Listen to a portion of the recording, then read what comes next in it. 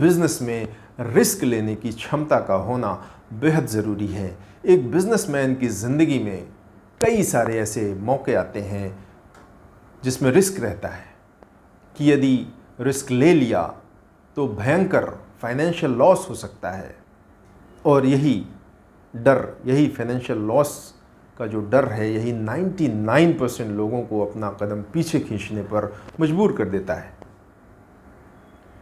पर यहीं पर हमें अपनी सोच में सुधार करना होगा, यहीं पर हमें अपने सोचने के तरीके में बदलाव लाना होगा।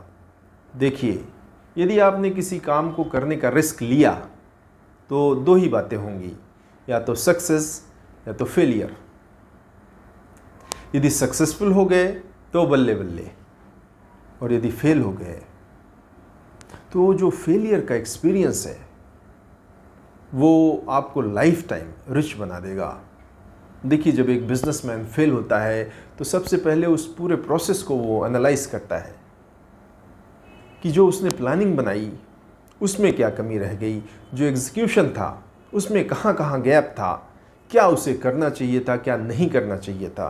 तो ये सारी चीज़ों का एनालिसिस एक बहुत ही सॉलिड लर्निंग देता है जो उसके पूरी ज़िंदगी काम आता है।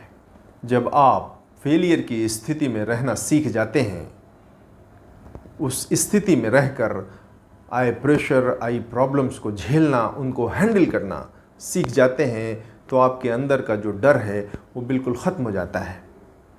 फेलियर की जो एक सबसे बड़ी खासियत है वो ये है कि फेलियर आपको फियरलेस बना देता है। फिर आप उन 1% लोगों में शामिल हो जाते हैं जो निडर होकर रिस्क लेते हैं, डिसीजन लेते हैं, आगे बढ़ते हैं। अभी 17 दिसंबर को मैंने मुंबई साइक्लोथन सीज़न 2 किया, जो कि बहुत ही सक्सेसफुल रहा। जब मेरे पास काम आया तो मेरे पास इतने रिसोर्सेज अवेलेबल नहीं थे, फिर भी मैंने रिस्क लिया, मैंने काम करने को हाँ कहा।